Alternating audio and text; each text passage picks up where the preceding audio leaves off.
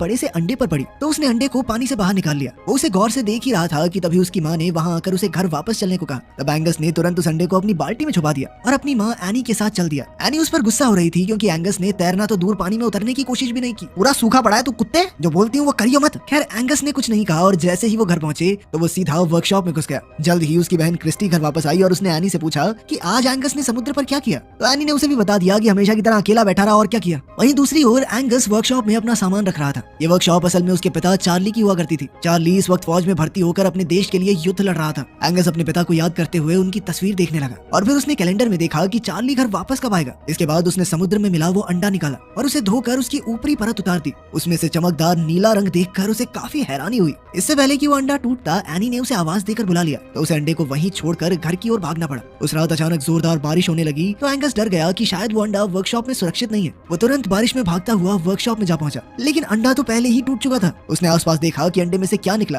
तो उसे एक अजीबोगरीब जानवर दिखाई दिया। उसने जानवर के करीब जाकर उसे छूने की कोशिश की तो जानवर उसे काटने को आया। तब एंगस को एहसास हुआ कि शायद इसे भूख लगी है। अब वो फटाफट उसके लिए कुछ खाने को लेने गया, जिसके बाद वो जानवर थोड़ा शांत हुआ। अब एंगस उसे प्यार से खाना खिला रहा था तो एनी ने एक बार फिर उसे आवाज देना शुरू कर दिया, जिसके बाद बेचारे एंगस को ना चाहते हुए भी वापस जाकर सोना पड़ा। फिर अगली सुबह एंगस की आंख खुली तो उसने देखा कि फौजियों की एक टोली उनके घर आ पहुंची थी। वो एनी और क्रिस्टी के साथ उनसे मिलने गया तो उनकी मुलाकात कैप्टन हैमिल्टन से हुई। हैमिल्टन ने कहा कि खबरों के मुताबिक दुश्मन फौजी समुद्र के रास्ते देश में घुसपैठ करने की कोशिश कर सकते हैं, इसलिए उसकी फौजियों की टीम उनके घर पर ही रुककर दुश्मन से मुकाबले की तैयारी करेगी। इसके बाद उसके फौजी घर में सामान लाकर अपने काम की जगह बनाने में जुट गए। तब एनी ने क्रिस्टी और एंगस को अपने कमरे में वापस जाने को कहा। खैर बाद में एंगस लाइब्रेरी गया ताकि वो इस अजीबोगरीब जानवर के बारे में कोई किताब ढूंढ सके। जैसे ही उसे किताब मिली तो वो सीधा वर्कशॉप पहुंचा, लेकिन वहाँ सब कुछ उथल पुथल हो चुका था और वो जानवर चार्ली के जूते चबाने की कोशिश कर रहा था। एंगस समझ गया कि उसे भूख लगी है, इसीलिए वो किचन में खाना लेने गया, लेकिन वहाँ उसे फौजियों के बावर्ची सार्जेंट स्ट्रंक ने रोक दिया और कहा कि उसे यहाँ आने की इजाजत नहीं है।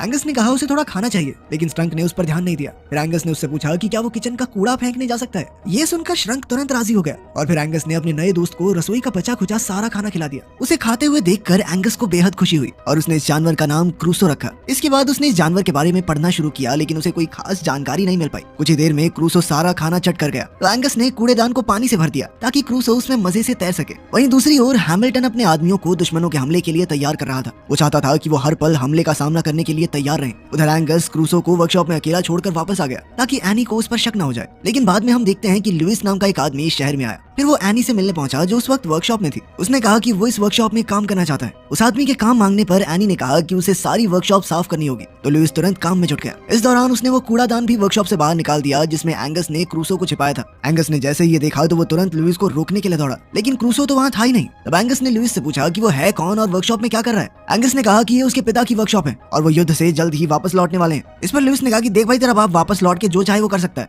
लेकिन जब तक वो वापस नहीं आते तब तक वो ही इस वर्कशॉप का मालिक है। ये सुनकर एंगस वहाँ से बाहर आ गया और क्रूसो को ढूंढने लगा। हम देखते हैं कि क्रूसो एंगस के घर में घुस आया था और उसे देखते ही स्ट्रंक का कुत्ता चर्चिल उसके पीछे दौड़ने लगा। खुशकिस्मती से चर्चिल चेन से बंधा हुआ था, इसलिए वो क्रूसो को झपट कर खाने में नाकामयाब रहा। इधर क्रूसो भागकर बाथरूम में आ गया। उसी पल क्रिस्टी बाथरूम में घुसी तो वो जोर से चिल्ला पड़ी और भागकर सीढ़ियों में आई। उसकी चीखें सुनकर एंगस तुरंत समझ गया कि क्रिस्टी ने क्रूसो को देख लिया है, इसलिए उसने क्रिस्टी को शांत किया और उसे समझाया कि क्रूसो उसका पेट है जो उसे समुद्र किनारे मिले एक अंडे से निकला है। क्रिस्टी तो अब भी बुरी तरह डरी हुई थी, मगर एंगस ने उससे वादा लिया कि वो एनी को ना बताए क्योंकि क्रूसो किसी को नुकसान नहीं पहुंचाता। वहीं दूसरी ओर एनी वर्कशॉप में लुइस से मिलने आई। वो अपने साथ अपने पति के कुछ कपड़े लाई थी जो उसने लुइस को दिए। ये देखकर लुइस ने पूछा कि क्या चार्ली वापस नहीं लौटेगा। इस पर एनी ने भारी मन से कहा कि वो कभी वापस नहीं आएगा। इस पर लुइस ने पूछा कि एंगस तो मुझे कह रहा था कि उसके पिता वापस आने वाले हैं युद्ध से। जिस पर एनी ने जवाब दिया कि एंगस अभी बच्चा है। सच तो ये था कि जहाज समुद्र में डूबने की वजह से चार्ली की मौत हो गई थी। खैर फिर उसने लुइस से बाथरूम में हो रही लीकेज को ठीक करने में मदद मांगी। लुइस उसे ठीक करने के लिए घर में आया तो हम देखते हैं कि ये वही बाथरूम था जिसमें एंगस और क्रिस्टी ने क्रूसो को छिपा रखा था। जैसे ही लुइस ने दरवाजा खटखटाया तो उन्होंने उसे अंदर आने से रोकने की कोशिश की, मगर काफी देर बाद भी जब वो बाहर नहीं आए तो लुइस ने कहा कि वो एनी से उनकी शिकायत करेगा।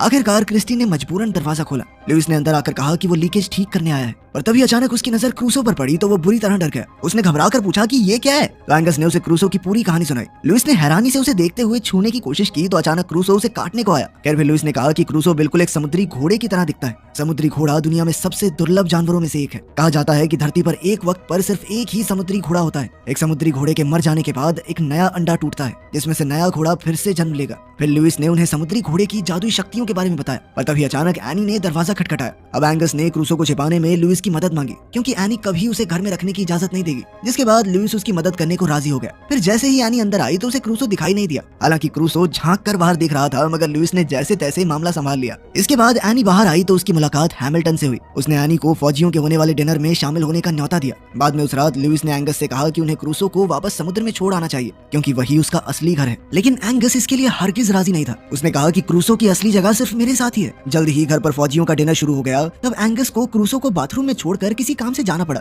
और वो गलती से दरवाजा बंद करना भूल गया। मौके का फायदा उठाकर क्रूसो एक बार फिर से भाग निकला। उधर स्ट्रंग के कुत्ते चर्चिल को क्रूसो की सुगंध आ गई तो वो पागलों की तरह उसे ढूंढने लगा। जैसे ही उसे क्रूसो दिखाई दिया तो वो पूरे घर में उसका पीछा करने लगा। इसी दौरान वो डिनर टेबल पर चढ़ गए और सारा डिनर बर्बाद हो गया। हालांकि बाकी सबको सिर्फ चर्चिल ही दिखाई दिया। बेचारे चर्चिल की बढ़िया कुटाई होगी आज। इधर क्रूसो दौड़कर सीधा बाहर के फवारे में कूद गया जहाँ उसे खाने को कई मछलियां भी मिल गई। उधर एंगस चारों तरफ क्रूसो को ढूंढ रहा था। तभी लुइस ने उसे घर वापस जाने को कहा क्योंकि डाइनिंग टेबल पर जो हुआ उस वजह से एनी काफी परेशान थी। लुइस ने उसे भरोसा दिलाया कि वो क्रूसो को ढूंढकर सही सलामत घर वापस ले आएगा। तब एंगस वापस घर चला गया और काफी ढूंढने के बाद लुइस को फवारे के पास क्रूसो मिल गया। लेकिन अब वो पहले से काफी बड़ा हो चुका था। लुइस तुरंत एंगस को बुलाकर लाया और जब एंगस ने क्रूसो को देखा तो वो भी समझ गया कि अब क्रूसो को वापस समुद्र में छोड़कर आने का समय आ चुका है। फिर उन्होंने क्रूसो को ट्रक के पीछे डाला और समुद्र की ओर निकल पड़े। खैर जल्द ही वो समुद्र किनारे पहुंच गए और आखिरकार उन्होंने क्रूसो को पानी में छोड़ दिया। क्रूसो से जुदा होकर एंगस बेहद उदास था, मगर उसके पास दूसरा कोई चारा भी तो नहीं था। इसीलिए उसने क्रूसो को जाने देने का फैसला किया। फिर अगले दिन हम जिमी नाम के एक आदमी को देखते हैं जो अपने दोस्त ह्यू के साथ समुद्र में मछली पकड़ने गया था। अचानक ह्यू को लगा कि उनकी तार में कोई बड़ी मछली फंसी है और जैसे ही उन्होंने तार खींची तो उनकी कश्ती पानी में धंसने लगी।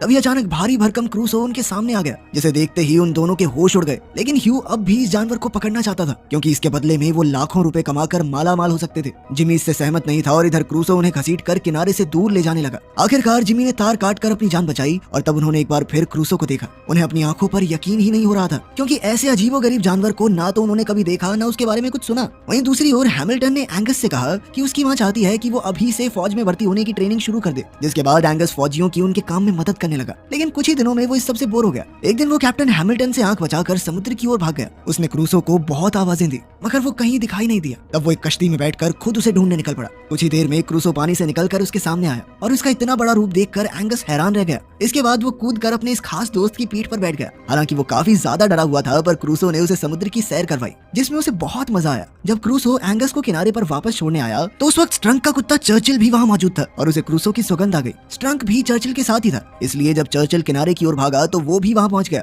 उसने क्रूसो जैसे बड़े अजीबोगरीब जानवर को पहले कभी नहीं देखा था। वो चाहकर भी अपनी आंखों पर यकीन नहीं कर पा रहा था। इधर रात को एंगस ने क्रिस्टी और लुइस को अपनी समुद्र की सैर के बारे में बताया, जिसे सुनकर वो दोनों काफी खुश हुए। वहीं बाहर से एनी ने उन्हें हंसते हुए देखा और वो वापस जाने लगी। तभी लुइस ने उसे देख लिया और वो भी उसके पीछे गया। तब एनी ने लुइस का शुक्रिया अदा किया क्योंकि आज उसकी वजह से उसने अपने बच्चों को इतने समय बाद खुलकर हंसते हुए देखा। इस पर लुइस ने हंसकर उसकी बात को टाल दिया। वहीं दूसरी ओर हम देखते हैं कि जिमी ने जॉक नाम के एक रिपोर्टर को समुद्र में मिले उस अजीबोगरीब जानवर के बारे में बताया। इसके बारे में सुनकर जॉक ने सोचा कि इसके जरिए वो शहर में इन्वेस्टर्स को ला सकता है क्योंकि टूरिस्ट को ऐसे अनोखे जानवर देखने में दिलचस्पी होगी। मगर ह्यू ने कहा कि शहर जैसा है वैसा ही ठीक है। लेकिन जॉक का कहना था कि अगर समुद्र में कोई खतरनाक जानवर है तो आम लोगों को इसके बारे में पता होना चाहिए, उनको जानने का पूरा हक है। उधर अगले दिन हैमिल्टन एनी और उसके बच्चों को एक पहाड़ी की चोटी पर लेकर आया ताकि वो उन्हें अपनी फौज की तैयारी दिखा सके। वो उन्हें दुश्मनों के खिलाफ इस्तेमाल होने वाले हथियारों का नमूना दिखाना चाहता था। अब कैप्टन ने अपने आदमियों को पानी में छुपे दुश्मनों पर हमला करने का नमूना पेश करने को कहा। ये सुनकर एंगस को एहसास हुआ कि इससे क्रूसो की जान को खतरा हो सकता है, इसलिए उसने एनी से मिन्नतें की ताकि वो फौजियों को रोक सके। एनी को समझ नहीं आ रहा था कि वो क्या कह रहा है और उसने एंगस को चुपचाप खड़े रहने को कहा। तब क्रिस्टी ने एनी से कहा कि एंगस सच कह रहा है, मगर एनी ने उसकी बात भी नहीं मानी। इधर फौजियों ने पानी में हमला करना शुरू कर दिया और उधर क्रूसो बुरी तरह डर गया। वो बहुत मुश्किल से इन जानलेवा हमलों से बचने की कोशिश कर रहा था। उधर जिमी और जॉक आज क्रूसो की तस्वीर लेने के लिए समुद्र किनारे पहुंचे हुए थे, मगर वो क्रूसो की एक भी झलक न पा सके। तब उन्होंने क्रूसो का नकली पुतला बनाकर तस्वीर खींच ली और अगले दिन के अखबार में भी छाप दी। कुछ दिन बाद जब श्रंक ने अखबार पढ़ा तो उसे याद आया कि वो वही भयानक जानवर है जिसे उसने समुद्र किनारे देखा था। तब श्रंक और बाकी कुछ फौजियों ने मिलकर क्रूसो को ढूंढ निकालने का फैसला किया। उस रात क्रिस्टी एंगस के कमरे में गई और फिर वो दोनों लुइस के साथ घर से भाग निकले ताकि वो देख सकें कि क्रूसो सही सलामत तो है। जैसे ही वो समुद्र किनारे पहुंचे तो एंगस ने क्रूसो को आवाज दी। पहले तो क्रूसो बाहर नहीं आया, मगर जब वो आया तो जंगली और बेकाबू सा हो चुका था। उसने एंगस को भी नहीं पहचाना और उसे खाने की कोशिश की। ये देखकर एंगस और लुइस हैरान रह गए क्योंकि उन्हें समझ नहीं आ रहा था कि ये सब क्या हो रहा है। जल्द ही क्रूसो वापस पानी में चला गया और तब एंगस ने इस सब का इल्जाम लुइस पर लगाया क्योंकि उसके कहने पर ही उन्होंने क्रूसो को समुद्र में छोड़ा था। इधर स्ट्रंक और उसके साथी फौजी अपनी कश्ती में क्रूसो की खोज में लगे थे।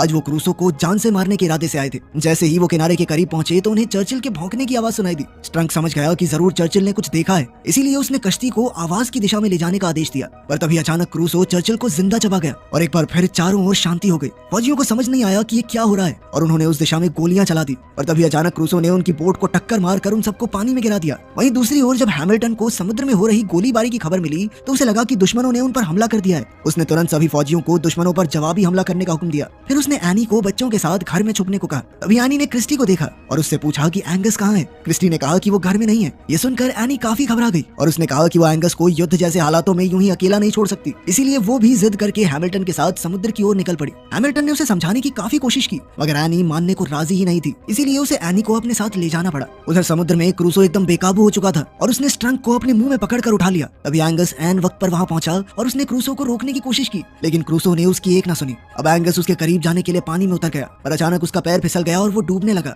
ये देखते ही क्रूसो ने स्ट्रंक को छोड़ दिया और एंगस की जान बचाने आ गया। वो तुरंत एंगस को किनारे तक ले आया मगर अब एंगस बेहोश हो चुका था। लुइस और क्रूसो ने उसे होश में लाने की बहुत कोशिश की मगर उसके शरीर में कोई हलचल नहीं थी। खैर उन्होंने हिम्मत नहीं हारी और आखिरकार एंगस को होश आ ही गया। अब वो क्रूसो को पहले जैसा देखकर बेहद खुश था। उधर कैप्टन हैमिल्टन को खबर मिली कि उन्हें दुश्मनों की कश्तियों का कोई सुराग नहीं मिला, पर फिर भी उसने फौजियों को पानी में हमला करते रहने को कहा। जल्द ही वो भी समुद्र किनारे पहुंच गया, पर उसी समय क्रूसो फिर से पानी में छुप गया। एनी दौड़कर अपने बेटे एंगस के पास गई और वो उसे सही सलामत देखकर बहुत खुश थी। एंगस ने उसे क्रूसो के बारे में सब कुछ समझाने की कोशिश की, पर अब एनी को गुस्सा आ गया और उसने एंगस को अपनी ख्याली दुनिया से बाहर आने को कहा। पर उसी समय क्रूसो पानी से बाहर आ गया और आखिरकार एनी को एहसास हुआ कि एंगस सब कुछ सच ही बता रहा था। हैमिल्टन भी इतने विशालकाय जानवर को देखकर हक्का बक्का रह गया, लेकिन तभी अचानक हैमिल्टन के हुक्म के मुताबिक फौजियों ने पानी में हमला शुरू कर दिया। तो एंगस क्रूसो की पीठ पर बैठ गया ताकि वो उसे रास्ता दिखाकर फौजियों से दूर ले जा सके। ये देखकर एनी बुरी तरह घबरा गई और उसने हैमिल्टन को इसी समय हमला रोकने को कहा। हैमिल्टन ने अपने फौजियों से बात करने की कोशिश की मगर रेडियोज ने काम करना बंद कर दिया था। अब हैमिल्टन, लुइस और एनी तीनों एक कश्ती में बैठकर खुद एंगस के पीछे गए। उधर एंगस की मदद से क्रूसो फौजियों के हमले से बच रहा था, पर जैसे ही वो उनकी पहुंच से दूर जाने वाला था तो फौजियों ने पानी में बिछाया एक जाल खोल दिया जो उन्होंने दुश्मनों के लिए बिछाया हुआ था। बदकिस्मती से क्रूसो समय पर जाल को पार नहीं कर पाया। इधर हैमिल्टन की कश्ती क्रूसो के पास पहुंची और लुइस ने एंगस को कश्ती में कूदने को कहा। तब एंगस ने क्रूसो से जुदा होने से पहले कहा कि वो उसका सबसे खास दोस्त है और वो उसे हमेशा याद रखेगा। इसके बाद वो पानी में कूदकर वापस कश्ती में चढ़ गया। इधर क्रूसो पानी में घुसा और फिर एक जबरदस्त छलांग के साथ सीधा जाल को पार कर गया। ये देखकर एंगस